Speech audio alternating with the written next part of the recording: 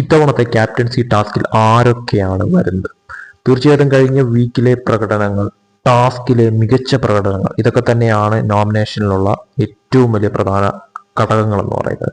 അങ്ങനെ നോക്കുവാണെങ്കിൽ തീർച്ചയായിട്ടും അതിൽ വരാനായിട്ട് എന്തുകൊണ്ടും യോഗ്യനായിട്ടുള്ള വ്യക്തികൾ ഈ പറയുന്ന തരത്തിൽ ആര്യൻ ടാസ്കിൽ വിജയിച്ച ആര്യനായാലും അതോടൊപ്പം തന്നെ സെക്കൻഡ് പ്ലേസിൽ പൊരുതിയെത്തിയ അനീഷും തന്നെയാണെന്ന കാര്യത്തിൽ സംശയമില്ല. പക്ഷെ ആര്യൻ വന്നാലും അനീഷിന്റെ പേര് വരിക എന്ന് പറയുന്നത് അത്ര എളുപ്പമായിട്ടുള്ള ഒരു കാര്യമല്ല. ഇപ്പോൾ ഒരു പ്രോമോ വന്നിട്ടുണ്ടായിരുന്നു.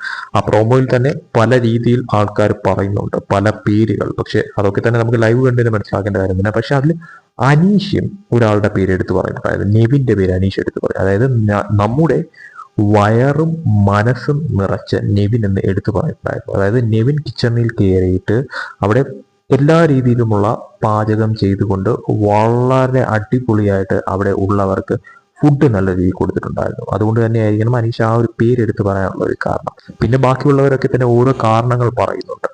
എന്താണ്, ആരുടെ പേരാണ് അവസാനം വരുന്നത്?